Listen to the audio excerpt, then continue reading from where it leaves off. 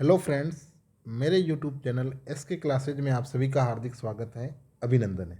साथियों, आप सभी लोगों के लिए जो है यह एक अति महत्वपूर्ण सूचना जो मैंने मेरे यूट्यूब चैनल के ऊपर जो है अपडेट की थी, आप लोगों को वीडियो के माध्यम से और बताना चाहता हूँ। अति महत्वपूर्ण सूचना सभी स्टूडेंट्स के लिए, चाहे वो स्टूडेंट्स फर्स्ट ग्रेड के हो, चाहे वो स्टूडेंट सेकंड ग्रेड के हो। आरएस 2023 वालों के लिए तो विशेष हैं। आरपीएससी असिस्टेंट प्रोफेसर वालों के लिए तो ये रामबाण है, ठीक है, रामबाण है ये। इसके अलावा आरपीएससी ईओआरओ हैं, एसआई हैं, पुलिस कांस्टेबल हैं। राजस्थान के सभी एग्जाम के लिए ये जो क्वेश्चन आंसर की जो सीरीज में लेकर के आया हूँ, ये सभी एग्जाम के लिए बहुत ज़्यादा इंपॉर्टेंट। चलो बात करते हैं। आरएस वैकेंसी 2023 और आरपीएससी असिस्टेंट प्रोफेसर का विज्ञापन जो है वो अगले महीने जारी होने की पूरी संभावना है, जो मैंने आपको वीडियो के माध्यम से बताया था। तो अब आपके लिए क्या अपडेट्स हैं कि भाई 10 क्वेश्चन की जो एक सीरीज है वो आज 20 फरवरी से इस चैनल पर जो है शुरू की गई। इसके अंदर 10 क्वेश्चन जो है सुबह आपको जो है मतलब मेरे द्वारा पोस्ट किए जाएंगे। आप लोग उसमें अपनी वोटिंग करके आंसर जो है वो दे सकते हो, और शाम को जो है वो उन 10 क्वेश्चनों का जो है मैं वीडियो जो है उसके माध्यम से आप लोगों को विस्तृत व्याख्या के रूप में सही आंसर है वो लेकर के आऊँगा, ठीक है ना।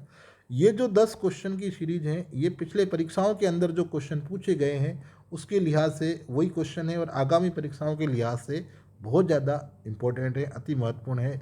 इसलिए सभी साथी इस सीरीज का फ़ायदा ज़रूर उठाएं। और शाम को आज मैं आपको विस्तृत व्याख्या जो है वो चैनल के ऊपर कर रहा हूँ। तो जिस 10 क्वेश्चन है, 10 क्वेश्चन के अंदर 4 ऑप्शन है, तो एक दिन के अंदर 10 क्वेश्चन के माध्यम से आपके 40 क्वेश्चन जो है तैयार हो जाएंगे, वो भी 10 से 15 मिनट में। एक दिन के अंदर 40 क्वेश्चन, तो 30 दिन के अंदर जो है 40 इंटू 30 आप लोग देख लो आपके कितने क्वेश्चन तैयार होंगे, मतलब 1200 क्वेश्चन। मतलब एक महीने के अंदर आपके 1200 क्वेश्चन तैयार होंगे। और वैसे ही अगर आप लोग जो हैं 5 महीने तक जो जुड़े रहते हो तो 6000 क्वेश्चन जो है वो आपके तैयार हो जाएंगे। इसी को कहते हैं बूंद बूंद से घड़ा भरना। तो आप लोग इस सीरीज का फ़ायदा उठाएं, और जो भी नए साथी हैं वो उस चैनल के साथ ज़रूर जुड़ें। अब बात करते हैं इस सीरीज के अंदर आज के जो क्वेश्चन है वो क्या है।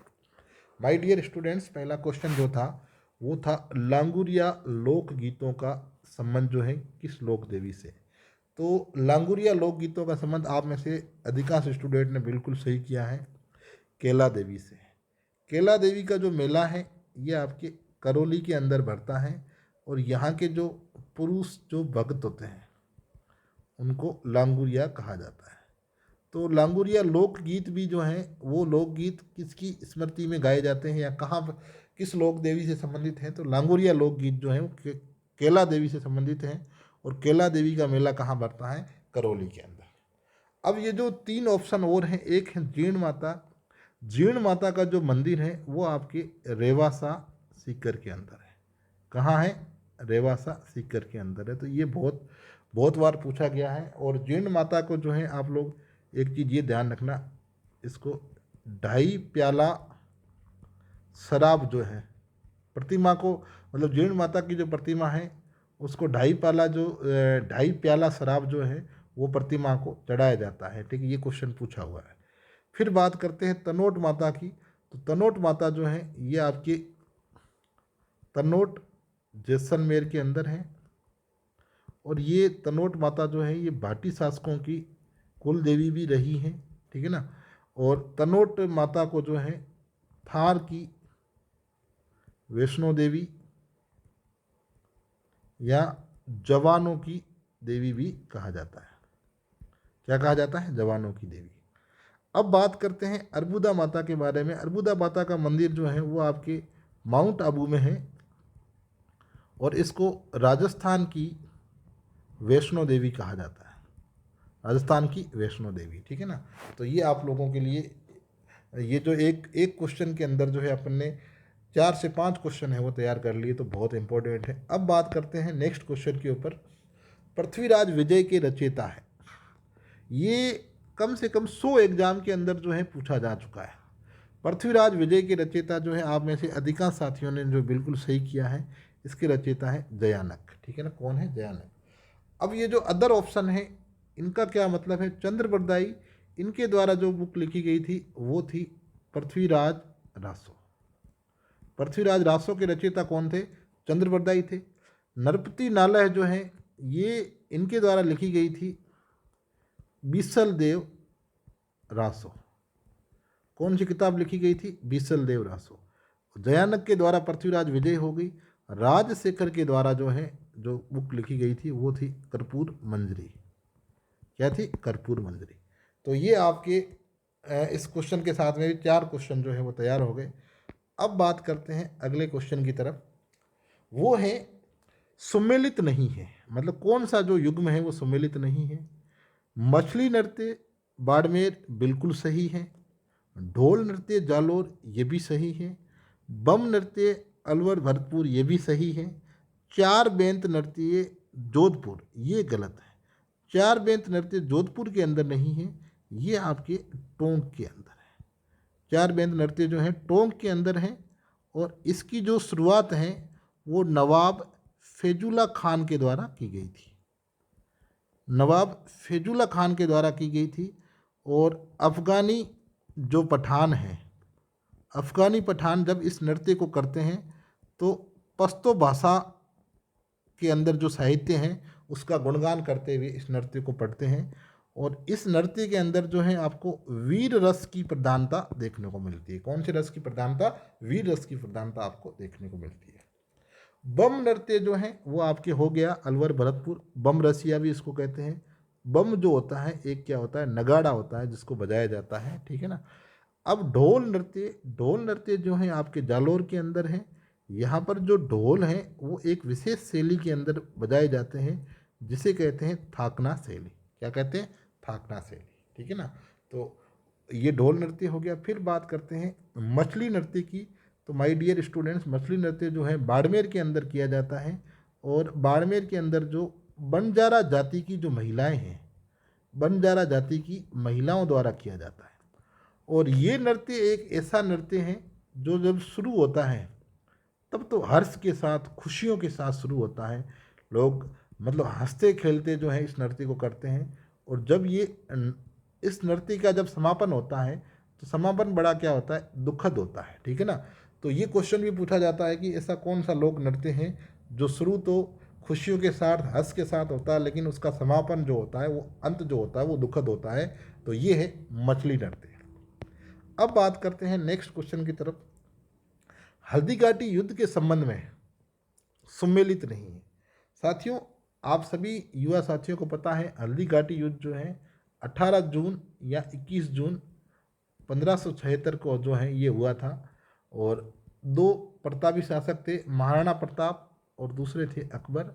महाराणा प्रताप की जो सेना थी उसका नेतृत्व किया था हाकिम खान सूरी ने। किसने किया था? हाकिम खान सूरी ने। और अकबर की सेना का नेतृत्व किया था मान सिंह ने, ठीक है ना। इनके बीच में जो है लड़ाई हुई थी और ये 18 जून या 21 जून 1576 को हुई थी। तो इस लड़ाई के संबंध में जो है ये स्टेटमेंट जो है पूछे गए हैं, ये आपको ध्यान रखना है। आपको ये तो पता होगा हल्दी घाटी जो है वर्तमान के अंदर जो है आपके राजसमंद जिले के अंदर है। अब हल्दी घाटी का जो युद्ध है इसको कर्नल जेम्स टोड ने थर्मोपोली का युद्ध कहा था, बिल्कुल कहा था। अबुल फजल ने इसको खमनोर का युद्ध कहा था, बिल्कुल कहा था। गोगुंदा का युद्ध जो है इसको बंदा यूनी ने कहा था, बिल्कुल बंदा यूनी ने कहा था। इस युद्ध के समय जो महाराणा प्रताप का जो हाथी था उसका नाम पीर प्रसाद था, बिल्कुल नहीं था। महाराणा प्रताप के हाथी का नाम पीर प्रसाद नहीं था। इनके हाथी का नाम क्या था? राम प्रसाद था। क्या था? राम प्रसाद था। बाद में इस राम प्रसाद को जब अकबर ने जीत लिया था तब अकबर ने इसका नाम क्या रखा था? पीर प्रसाद रखा था, ठीक है ना। और महाराणा प्रताप के हल्दी घाटी के युद्ध के समय जो राम प्रसाद के साथ में और जो हाथी लड़े थे वो थे लूणा, गजराज और गजमुक्त। ये हाथी जो है इस युद्ध के अंदर लड़े थे, ठीक है ना। तो ये हल्दी घाटी के युद्ध के संबंध में आपको ये चीज़ें ध्यान रखनी है। नेक्स्ट जो है वो है घोड़ा कीजिए काठ का, पग कीजिए पाषाण, बख्तर कीजिए लोहे का, जद पहुँचे जेसाण, जद पहुँचे जेसाण। तो यहाँ पर जो है इसका आंसर आपके क्या हो जाएगा? जेसाण मतलब जैसलमेर। जेसाण मतलब जैसलमेर। ये जो है ये जैसलमेर जो रियासत है जैसलमेर रियासत के संबंध में जो है ये शायद मेरे को ये ध्यान में है कि मोहम्मद नैन्सी के द्वारा, शायद ये जो है मोहम्मद नैन्सी के द्वारा जो ये स्टेटमेंट जो है दिया गया था, देख लूँगा मैं, और अबुल फजल होगा तो वो बता दूंगा, लेकिन अबुल फजल या मोहम्मद नैन्सी इन दोनों में से एक है, ठीक है। अब जो है नेक्स्ट बात करते हैं, सुमेलित नहीं है, कौन सा युग्म जो है वो सुमेलित नहीं है।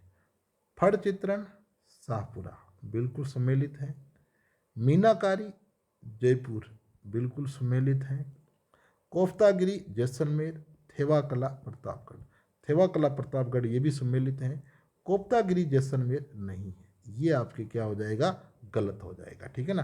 तो देखो कोफ्तागिरी जैसलमेर नहीं है तो कोफ्तागिरी कहाँ है, तो कोफ्तागिरी है अलवर में। कोफ्तागिरी के अंदर क्या होता है, तलवार का जो हत्था होता है, तलवार का जो हत्था होता है उसके ऊपर जो है सोने की जो है वो जड़ाई की जाती है, सोने की जो है वो जड़ाई की जाती है, तो ये आपको ध्यान रखना है, ठीक है ना। कोफ्तागिरी के संबंध में, कोफ्तागिरी जो है आपकी कहाँ की प्रसिद्ध है, अलवर की। फड़ चित्रण जो है, ये फड़ चित्रण आपके शाहपुरा जो है, शाहपुरा भीलवाड़ा, फड़ चित्रण जो है शाहपुरा भीलवाड़ा से संबंधित है। यहाँ आपको जो है भीलवाड़ा के अंदर जो है एक परिवार फेमस है फड़ चित्रण को लेकर के, वो है जोशी परिवार। कौन सा परिवार, जोशी परिवार, जिसके मुख्य जो है वो है श्रीलाल जोशी, ठीक है। अब माय डियर स्टूडेंट्स, जो ये फड़ चित्रण है इसमें आपको एक चीज़ ध्यान रखनी है कि जो सबसे लंबी फड़ है, सबसे लंबी जो फड़ है वो आपके हैं देव नारायण जी की, जो गुर्जर समुदाय के लोक देवता हैं, देव नारायण जी की फड़ जो है वो सबसे लंबी है। और सबसे प्रसिद्ध जो फड़ है, पर सबसे प्रसिद्ध फड़ जो है वो आपके बाबू जी की। साथियों फड़ जो है, फड़ क्या होता है, एक विशेष प्रकार का कपड़ा होता है, उस कपड़े के ऊपर जो है चावल का जो है लेप जो है, चावल का लेप जो है चढ़ाया जाता है, और फिर इसको सुखा करके जो है लोक देवता जो है उनकी जो स्मृति होती है, वो स्मृति या उनकी जीवन चरित्र के बारे में जो है पूरा लिखा जाता है, और फिर जो है भोपों के द्वारा जो है, जो लोक देवताओं के जो भोपे होते हैं उनके द्वारा इस फड़ का जो वाचन किया जाता है, मतलब पढ़ा जाता है, ठीक है ना। तो ये आपको ध्यान रखना है। अब जो है थेवा कला जो है प्रतापगढ़ के अंदर है, और इसके जो जनक हैं वो हैं नाथू जी सोनी। प्रतापगढ़ का जो सोनी परिवार है वो थेवा कला के लिए चर्चित है, ठीक है ना। अब बात करें, कीतु एक महान शासक, कीतु क्या है, एक महान शासक है। ये जो कथन है ये मोहनोत नैन्सी का है, किसका कथन है, मोहनोत नैन्सी का, ठीक है ना। मोहनोत नैन्सी ने जो है, जो कीतु, कीतु मतलब कीर्तिपाल, कीर्तिपाल जो है वो माय डियर स्टूडेंट्स जालोर का शासक था, जालोर का चौहान वंश का क्या था, शासक था, जो एक महान योद्धा था। इसीलिए इस शासक को मोहनोत नैन्सी ने क्या कहा था, कीतु एक महान शासक, ठीक है ना।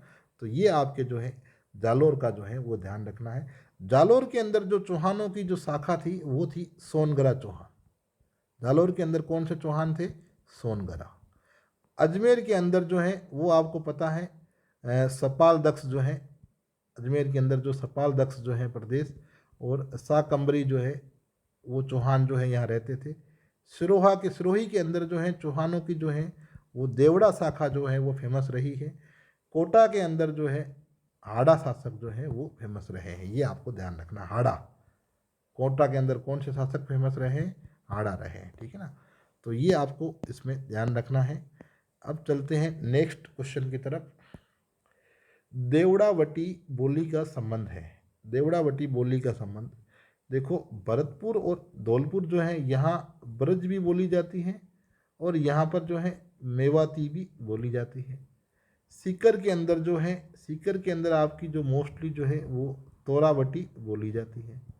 और बाड़मेर जैसलमेर के अंदर जो है मारवाड़ी बोली जो है, मारवाड़ी का एक विशेष प्रकार थली, ये बाड़मेर जैसलमेर के अंदर देखने को मिलती है, बोली जो होती है सुनने को मिलती है। और सिरोही के अंदर जो है वो आपकी देवड़ावटी, कौन सी, देवड़ावटी।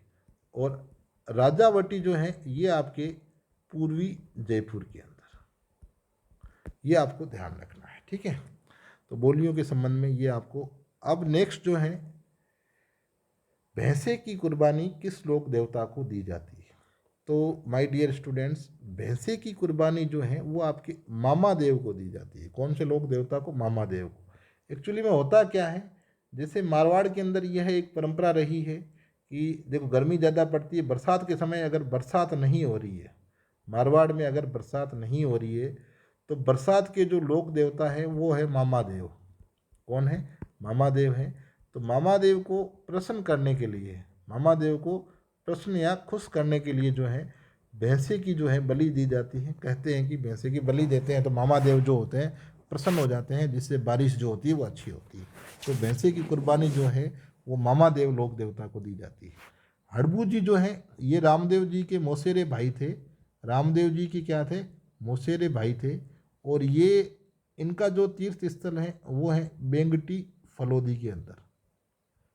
बेंगटी फलोदी के अंदर, बेंगटी के अंदर जो है एक गाड़ी है, जिस गाड़ी से अड़बू जी जो है, जो विकलांग गाय थी, मतलब जो गाय चल नहीं सकती थी, विकलांग गायों के लिए वो क्या करते थे? चारा लाते थे। ठीक है ना, तो ये ध्यान रखना है। पाबू जी जो है लक्ष्मण के अवतार है।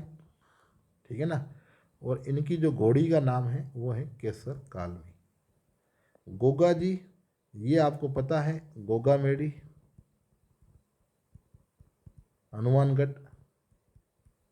ठीक है ना, और गोगा जी जो है इनकी जो घोड़ी का नाम था वो था गोगा बप्पा।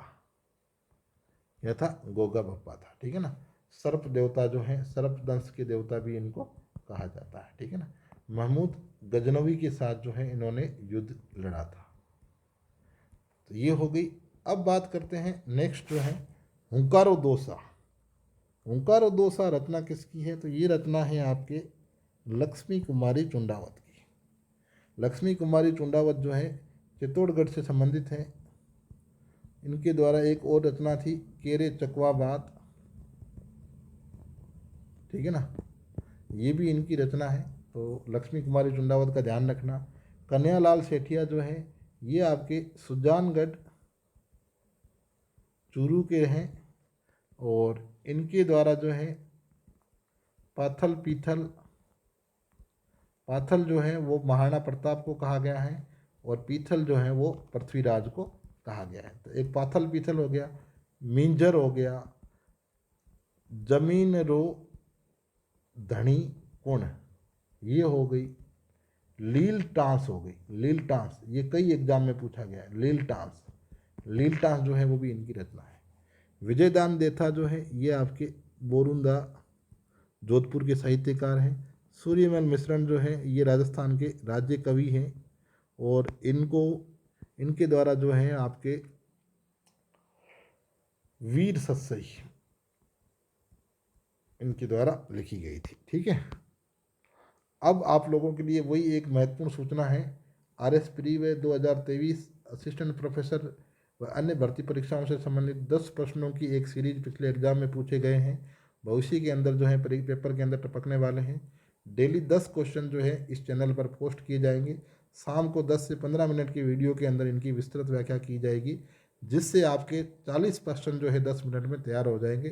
तो जो नए साथी हैं वो इस चैनल को सब्सक्राइब जरूर कर लें और इस परिवार का हिस्सा बन जाए। मैं विश्वास करता हूं कि यह सीरीज आपके सिलेक्शन में मील का पत्थर साबित होगी। इन्हीं शुभकामनाओं के साथ thank you very much. Wish you all the best. जय हिंद, जय भारत।